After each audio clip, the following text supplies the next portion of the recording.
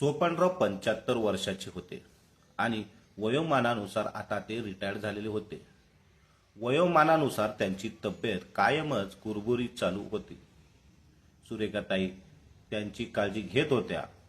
सुरेखाताई सोपानरावांना 2 मुले होती, एक किशोर आणि दुसरा संदीप. दोन्ही मुलं त्यांची चांगल्या ठिकाणी जॉबला होती. आज रविवार असल्यामुळे त्यांची दोन्ही मुलं घरी होती. सोपानरावची तब्येत खराब असल्यामुळे सुरेखाताई आपल्या मोठ्या मुलाला म्हणाल्या, किशोर बाळा, बघ ना, तुझ्या बाबाची तब्येत 2 दिवसापासून बरी नाही. आपल्याला त्यांना डॉक्टराकडे घेऊन जावे लागेल. सुरेखाताई आपल्या मोठ्या मुलाला किशोरला म्हणाल्या, जो ऑफिसच्या कामात व्यस्त होता. किशोर आईचे बोलणे ऐकून न ऐकल्यासारखे करत होता. काही वेळ सुरेखाताई तिथेच किशोरकडे आशेने पाहत उभ्या राहिल्या, पण त्याने काहीच उत्तर दिले नाही. सुरेखाताई पुन्हा त्याला बोलणार तेवढ्यात किशोरची बायको गीता बाहेर आली आणि म्हणाली, आई, तुम्हाला दिसत नाही का ते ऑफिसचे काम करत आहेत? तुमच्या तक्रारी तर दिवसभर संपतच नाहीत. आता त्यांनी ऑफिसचे काम करावे की तुम्हा दोघांकडे लक्ष द्यावे? आपल्या मोठ्या सुनेचे कडवड बोलणे ऐकून सुरेखाताई तिथून निघून गेल्या आणि त्यांनी आपल्या धाकट्या मुलाचा संदीपच्या खोलीचा दरवाजा वाजवला. तेव्हा धाकटी सून मीनाक्षी बाहेर आली आणि म्हणाली, आई, अहो, एवढ्या मोठ्याने दरवाजा का वाजवत आहात? यांना आराम करण्यासाठी रविवारची एकच सुट्टी मिळते आणि त्या दिवशीही तुम्ही निवांत झोपू देत नाही. सासू म्हणाली, ते सर्व ठीक आहे सुनबाई, पण माझे तुमच्याकडे महत्वाचे काम नसते तर मी इथे आले नसते. अगं, तुझ्या बाबाची तब्येत ठीक नाही आणि त्यांना दवाखान्यात घेऊन जायचे आहे आणि हे संदीपच्या कानावर घालायचे आहे. लगेच मीनाक्षी म्हणाली, पण आई, तुम्ही हे दादांना देखील बोलू शकता ना. तुम्ही विसरला का? मागच्या वेळेस बाबांना हॉस्पिटलमध्ये संदीप तर घेऊन गेले होते आणि तुम्हाला ठाऊक आहे ना, डॉक्टराची फी किती जास्त आहे आणि वरून ते वेगळ्या टेस्ट करायला सांगतात. मग त्यांना औषधांचा खर्च असतो तो वेगळाच. सारखे आमच्याकडे पैसे खर्च करायला आमच्याकडे पैशाचे झाड आहे का? असे बोलून धाकट्या सुनेने सासूच्या तोंडावर दरवाजा बंद केला.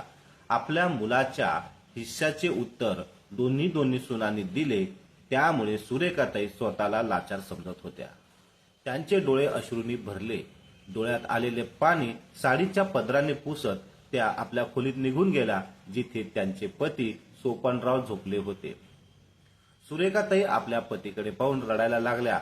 तेव्हा सोपानराव जागे झाले आणि आपल्या पत्नीला म्हणाले, काय झाले सुरेखा, तू रडत का आहेस? सुरेखाताई म्हणाल्या, काही नाही, मला तुमची खूप काळजी वाटते.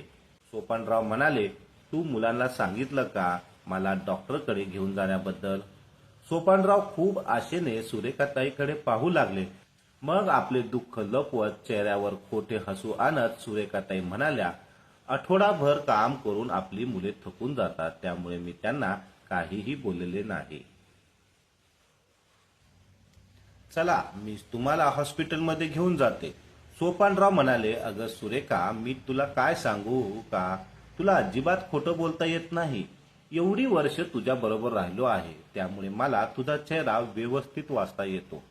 मला चांगलेच ठाऊक आहे तुझ्या दोन्ही मुलांनी तुला काय उत्तर दिले असेल. जाऊ दे, त्यांच्या संसारात आपली लुडबुड कशाला.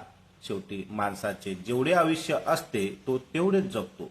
सुरेखाताई म्हणाल्या, अरे च्या, तुम्ही असे का बोलत आहात? मी आहे ना. असे म्हणत सुरेखाताईंनी आपल्या पतीला आधार देऊन उठवले आणि बाजूच्या रिक्षावाल्याला बोलवून सोपानरावांना हॉस्पिटलमध्ये घेऊन गेल्या.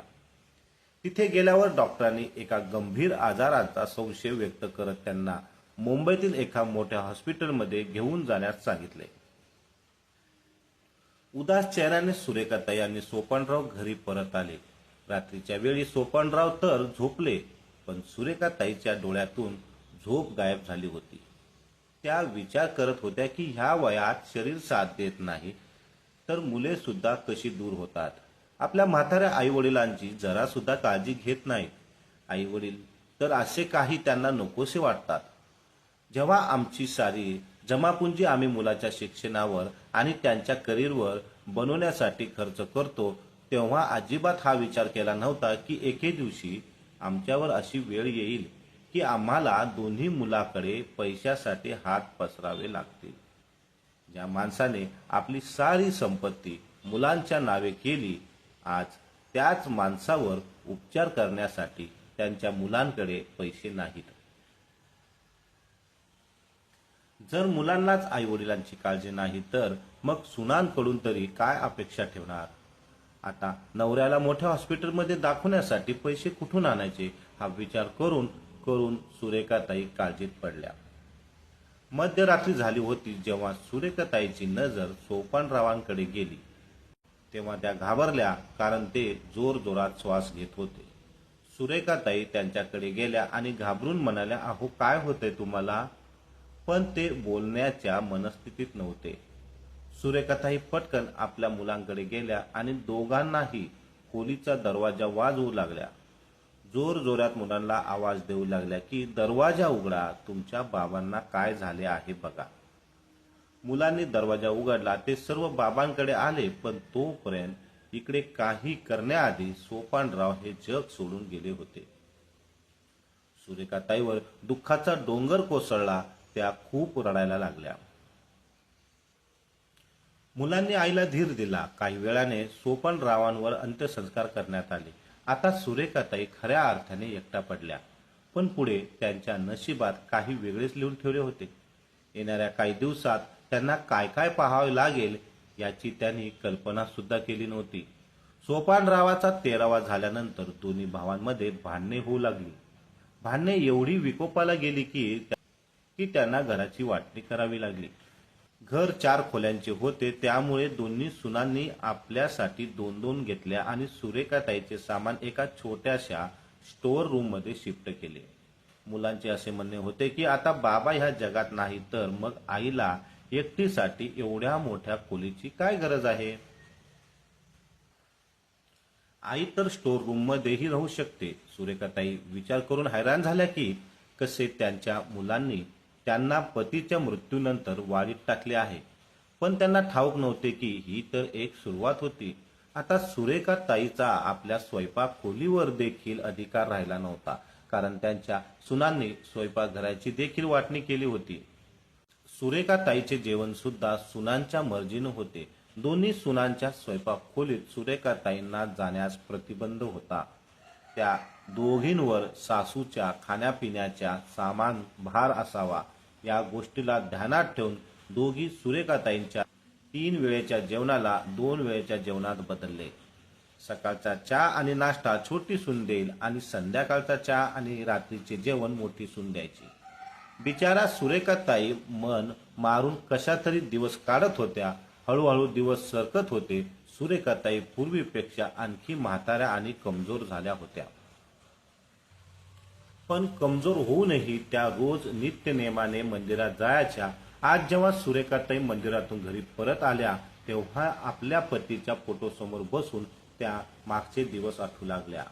त्यांच्या डोळ्यातून अश्रू येऊ लागले. तेव्हा त्यांची धाकटी सून आली आणि म्हणाली, हे घ्या, जेवण ठेवले आहे, जेवून घ्या. जेवणाच्या ताटामध्ये 2 शिळ्या चपात्या आणि पाण्याच्या सारखी पातळ डाळीची आमटी होती. कालच्या घडलेल्या गोष्टीमुळे त्यांची भूक आधीच मेली होती, परंतु तरीही सुरेखाताईंनी एक वेळ जेवणाकडे नजर उचलून पाहिले तर त्यांची होती ती भूकही मरून गेली. आता कालचीच गोष्ट होती. धाकट्या सुनेच्या स्वयंपाक खोलीतून खूप चांगला खमंग वास येत होता. तेव्हा त्यांना समजले की सून नाजूक तुपाचा शिरा बनवत आहे, जो त्यांना खूप आवडतो. पण त्या शिरा मागू शकत नव्हत्या. खरे तर लहान मुले आणि म्हातारी माणसे एकसारखीच असतात. जेव्हा त्यांची धाकटी सून त्यांच्यासाठी चहा घेऊन आली होती तेव्हा त्यांनी लाज सोडून शेवटी त्यांना विचारले की सूनबाई, आज तू शिरा बनवला आहेस का? जर शिल्लक असेल तर मलाही थोडा दे. एवढेच बोलण्याचा उशीर की सूनबाई मोठ्या आवाजात म्हणली, अरे देवा, म्हणजे दिवसभर तुमचे लक्ष स्वयंपाकघरात काय काय बनते जाते यावरच असते का?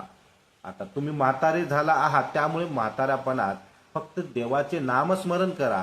हे बघा, माझ्या मुलासाठी थोडा शिरा बनवला होता, तुम्ही आजी असून आपल्या नातवंडाच्या जेवणावर नजर ठेवून असता याचेच मला आश्चर्य वाटते. सुनबाईचे हे असे बोलले ऐकून सुरेखाताईच्या काळजावर वारच झाल्यासारखे झाले. खरे आज अपमानाची हद्द झाली होती.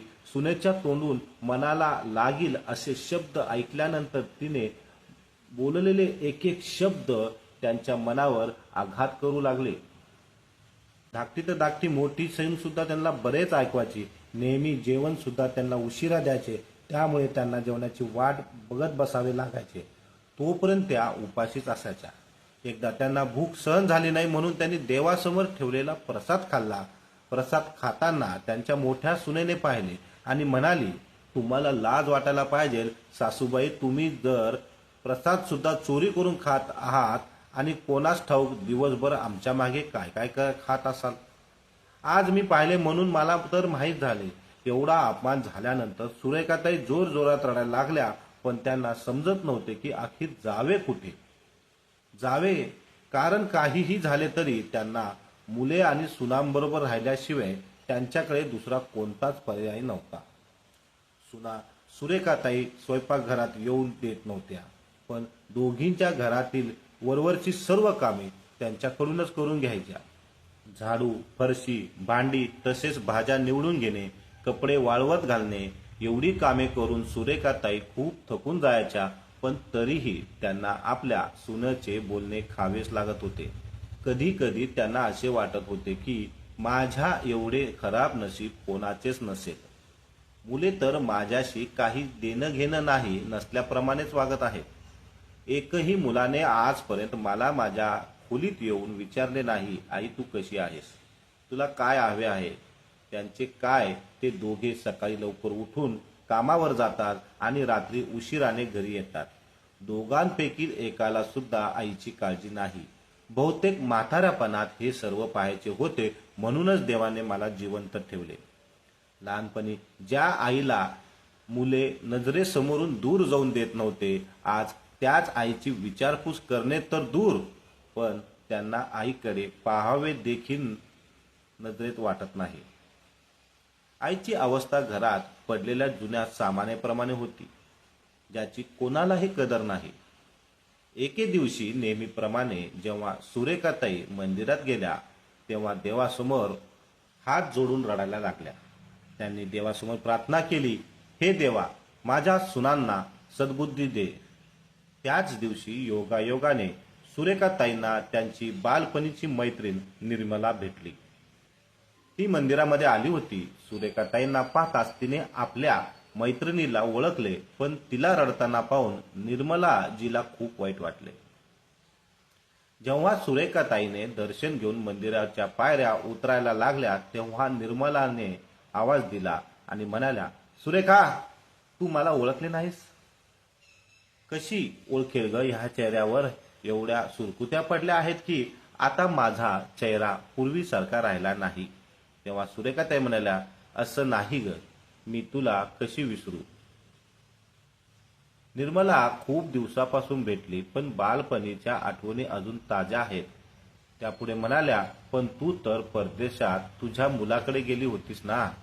तेव्हा निर्मलाजी म्हणाल्या, अगं सुरेखा, काय सांगू तुला, माझ्या नवऱ्याच्या मृत्यूनंतर माझ्या मुलाने मला त्यांच्यासोबत परदेशात नेले होते, पण तिथे परदेशात आपलेपणा कुठे असतो. मग काय, 1 महिन्यात परत माझ्या घरी आले. मी एकटीच राहते, त्यामुळे मनाच्या शांतीसाठी मंदिरात येत असते. आपल्या मैत्रिणीच्या चेहऱ्याकडे पाहत निर्मलाजी म्हणाल्या, सुरेखा, एक बोलू का, तुला भेटून आज खूप छान वाटले, पण तुझा उदास चेहरा पाहून मला असे वाटते की तुला काहीतरी दुःख आहे. काय झाले मला सांगशील का. निर्मलाजीने विचारले. तेव्हा सुरेखाताईच्या मनामध्ये लपलेले दुःख त्यांच्या डोळ्यातील पाण्याबरोबर बाहेर आले. आपल्या जिवलग मैत्रिणीला भेटल्यावर सुरेखाताई आपले दुःख लपवू शकल्या नाहीत. त्या आपल्या मैत्रिणीच्या गळ्यात पडल्या आणि खूप रडायला लागल्या. त्यांनी निर्मलाला आपली सर्व हकीकत सांगितली. निर्मलाजींनी सुरेखाताईचे सर्व बोलणे लक्षपूर्वक ऐकले आणि म्हणाल्या, सुरेखा, तू काही काळजी करू नकोस, प्रत्येक समस्याचे काही ना काहीतरी सोल्युशन नक्की असते. असे बोलताना सुरेखाताई आश्चर्याने आपल्या मैत्रिणीकडे पाहू लागल्या. तेव्हा निर्मला मैत्रिणीच्या खांद्यावर हात ठेवून म्हणाल्या, सुरेखा, माझ्याकडे तुझ्या समस्येचे सोल्युशन आहे. तेव्हा निर्मलाजीने आपल्या मैत्रिणीच्या कानामध्ये एक आयडिया सांगितली आणि म्हणाल्या की सीधी उंगली से नहीं निकलता तो उंगली टेढ़ी करना चाहिए. आपल्या मैत्रिणीची आयडिया ऐकून सुरेखाताईच्या चेहऱ्यावर एक वेगळी चमक आली. पण काही वेळातच उदास चेहरा घेऊन म्हणाल्या, पण हे शक्य नाही. मला तर भीती वाटत आहे की उगाच काहीतरी झाले तर काय करायचे. माझी सध्या जी अवस्था आहे त्याच अवस्थेला मी स्वीकारायचे ठरवले आहे. निर्मलाजी म्हणाल्या, सुरेखा, मी असताना तुला काहीही काळजी करायची गरज नाही. त्यापुढे म्हणाल्या, आपण उद्याच ह्या योजनेला सुरू करूया. आपल्या मैत्रीचे बोलणे ऐकून सुरेखाताईच्या मनामध्ये थोडीशी आशा जागृत झाली, पण त्यांच्या डोळ्यात अनेक प्रश्नांनी थैमान घातले होते. उत्सुकता आणि भीती असे दोन्ही भाव त्यांच्या चेहऱ्यावर दिसत होते. दुसऱ्या दिवशी जेव्हा सुरेखाताईची दोन्ही मुले ऑफिसला निघून गेली, तेव्हा काही वेळाने दरवाजाची बेल वाजली. कोण आले आहे हे पाहण्यासाठी सुरेखाताईची मोठी सून गेली. तेव्हा तिने पाहिले की एक वृद्ध स्त्री हातात पेटी घेऊन दारात उभी होती. गीता तिला म्हणाली, तुम्हाला कोणाला भेटायचे आहे? अगं सुनबाई, मी तुझ्या सासूची मावस बहीण आहे, म्हणजे तुझी मावस सासू. तू मला ओळखले नाहीस, पण मी तुला ओळखले आहे. तू सुरेखाची सून आहेस ना? त्याचवेळी सुरेखाताई सुद्धा बाहेर आल्या आणि आपल्या मैत्रिणीला मावस बहीण म्हणून पाहिले. तिच्या गळ्यात पडल्या. सुरेखाताई त्यांना घेऊन घरामध्ये आल्या आणि आपल्या सुनांना ही माझी बहीण आहे असे बोलून बहिणीची ओळख करून दिली. सुरेखाताईने निर्मलाजींना विचारले, अगं निर्मला, तू इथे म्हणजे भारतात कधी आलीस? अगं सुरेखा, मी तर परदेशातून काही दिवसापूर्वीच आले. एकच तर माझी बहीण आहे, जिला मी एवढ्या वर्षातून आता भेटत आहे. सुरेखा, मी खास तुला भेटायला आले आहे. भाऊजी गेले तेव्हा मी तुझे सांत्वन करायला सुद्धा येऊ शकले नाही. त्यामुळे मी विचार केला की आपल्या लाडक्या बहिणीला सुरेखाला तरी भेटून यावे. दोन्ही सुना खूप दंग होऊन आपल्या मावस सासूला पाहत होत्या, कारण त्यांनी आजपर्यंत तिला कधीच पाहिले नव्हते. तेव्हा सुरेखाताई म्हणाल्या, सुनबाई, तुमच्या मावस सासूला काहीतरी चहा पाणी वगैरे घेऊन या. सुरेखाताई असे बोलतच त्यांच्या दोघी सुना रागारागाने त्यांच्याकडे पाहू लागल्या. पण त्या दोघीपैकी एकीने सुद्धा स्वयंपाक खोलीत जाऊन चहा बनवण्याचे कष्ट घेतले नाही. तेव्हा निर्मलाजी म्हणाल्या, तुला तर ठाऊकच आहे ना सुरेखा, आपले नाते सख्या बहिणीपेक्षा अतूट आहे आणि म्हणूनच मी तुझ्यासाठी भेट म्हणून काहीतरी घेऊन आलेली आहे. तेव्हा निर्मलाताईंनी आपली पेटी सुरेखाताईंकडे सरकवली. कालच दोघी मैत्रिणी जे काही ठरवले होते त्यानुसार सुरेखाताई म्हणाल्या, तू मला भेटायला आली म्हणून मला खूप आनंद झाला आहे, पण तू माझ्यासाठी भेट घेऊन आली आहेस हे मला काही पटले नाही. तेव्हा निर्मलाजी म्हणाल्या, अगं बहिणीकडून भेट घेणार नाही याला काही अर्थ आहे का? दोघी सुना एकमेकीकडे पाहत होत्या. त्या पुढे म्हणाल्या, मला आजही तो दिवस आठवतो जेव्हा आमचा व्यवसाय पूर्णपणे ठप्प झाला होता आणि तेव्हा यांना खूप कर्ज झाले होते. कर्ज एवढे वाढले की मला माझे दागिने सुद्धा घाण ठेवावे लागले होते. उदरनिर्वाहासाठी गरजेच्या वस्तू खरेदी करण्यासाठी सुद्धा आमच्याकडे पैसे नव्हते आणि अशा संकटाच्या समयी तू आणि भाऊजींनी आमची किती मदत केली होती आणि तुझ्या त्या उपकाराला मी कशी विसरू शकते. तुझ्या आशीर्वादामुळेच तिकडे परदेशात माझ्या मुलाचा बिझनेस एवढा छान चालू आहे की त्याच्याकडे आता पैशाची काहीच कमी नाही. दरमहा लाखो रुपये कमवतो. सुरेखा, तुझे उपकार मी आयुष्यात कधीच विसरणार नाही, पण माझी ही भेट स्वीकार कर. अगं तुझ्या उपकारापुढे माझी ही भेट काहीच नाही.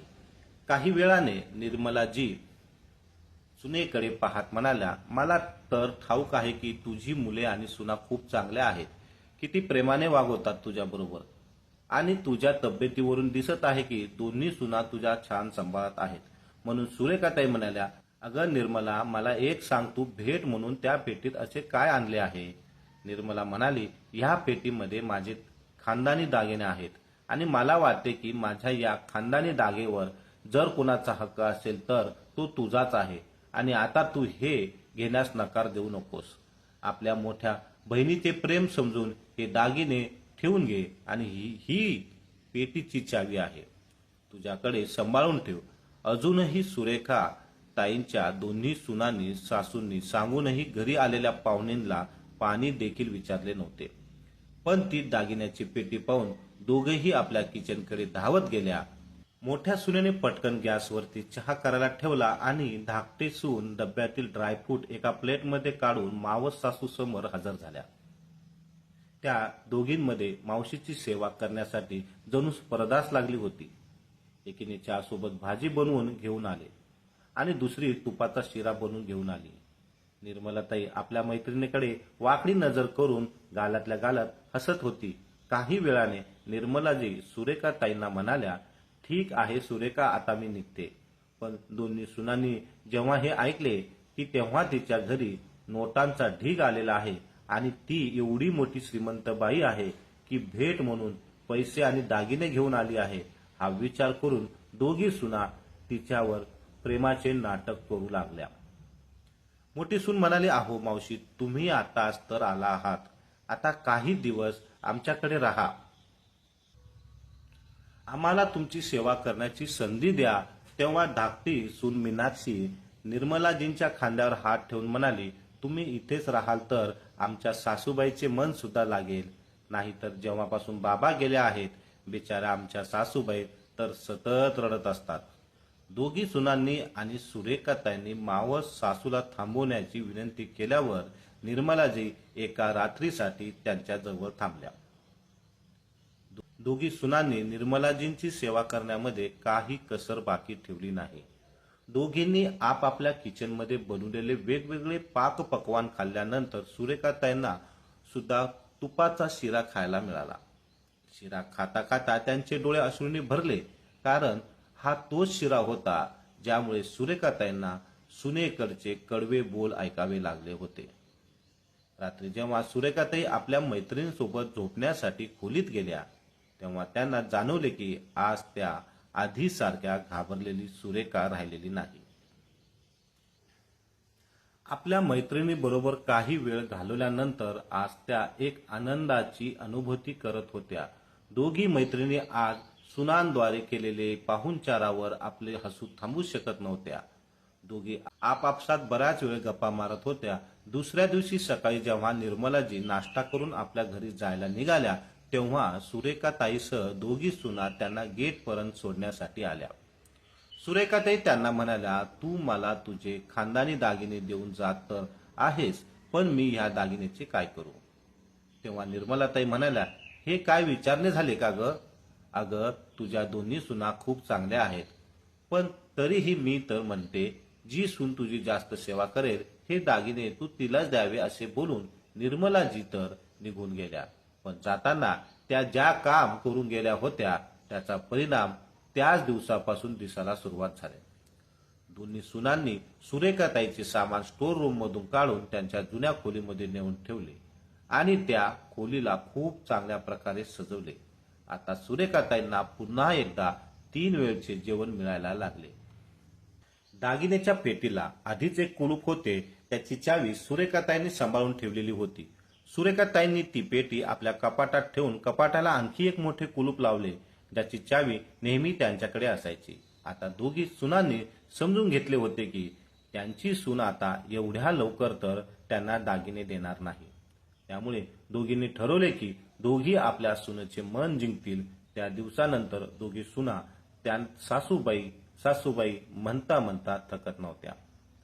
दोघींनी आपल्या सासूची सेवा करण्यामध्ये जणू काही स्पर्धा सुरू केली होती. जिथे आधी पूर्ण घराची सफाई, भांडी, फरशीची जबाबदारी सुरेखाताईवर पडली होती, आता ती सर्व कामे पुन्हा त्या दोघी सुना करू लागल्या. दोघी त्यांच्या खाण्यापिण्याकडे खूप लक्ष द्यायला लागल्या. त्यामुळे सुरेखाताईची तब्येत पुन्हा पूर्वीसारखी चांगली झाली. आता सुरेखाताई दररोज संध्याकाळी मंदिरात जायच्या आणि तिथेच मंदिराच्या अंगणात बसून काही वेळ आपल्या मैत्रिणीबरोबर निर्मलाजी बरोबर गप्पा मारायच्या. दोघी मैत्रिणी आपल्या बालपणीच्या आठवणी काढून हसायच्या. आता ज्या सुरेखाताई आपल्या पतीच्या मृत्यूनंतर आपले आयुष्य व्यर्थ समजायला लागल्या होत्या. त्यांच्या मनामध्ये जगण्याची उम्मीद पुन्हा जागृत झाली. सुरेखाताईंनी आपल्या मैत्रिणीला मनापासून आशीर्वाद दिला. त्यांनी विचार केला की जर निर्मला त्या दिवशी मंदिरात मला भेटली नसती तर आज मी सुनांकडून होणारा त्रास सहन करत राहिले असते. दोघी सुनांना वाटत होते की त्या पेटीत दागिने आहेत, पण त्या पेटीत पेपरमध्ये गुंडाळलेल्या दगडाशिवाय काहीही नाही हे तर फक्त त्या दोघी मैत्रिणींना ठाऊक होते. काहीही न देता निर्मलाने मला खूप काही दिले असा विचार त्या करत होत्या की एवढ्यात त्यांच्या कानावर छोट्या सुनेचा आवाज आला, आई, हा घ्या तुमच्या आवडीचा बदामाचा शिरा आणि हे मसाले दूध. दागिनेच्या लालसापोटी दोन्ही सुना सुरेखाताईंची चांगल्या प्रकारे काळजी घेऊ लागल्या. मित्रांनो, म्हणतात ते खरं आहे, सीधी उंगली से घी नहीं निकलता तो उंगली टेढ़ी करनी चाहिए, जशी सुरेखाताईंनी केली होती. तर मग मित्र आणि मैत्रिणींनो, निर्मलाताईंनी सुरेखाताईंना दिलेली ही आयडिया तुम्हाला कशी वाटली कमेंट बॉक्समध्ये नक्की कळवा. आणि कथा चांगली वाटली असेल तर लाईक आणि शेअर सबस्क्राईब करायला विसरू नका. धन्यवाद.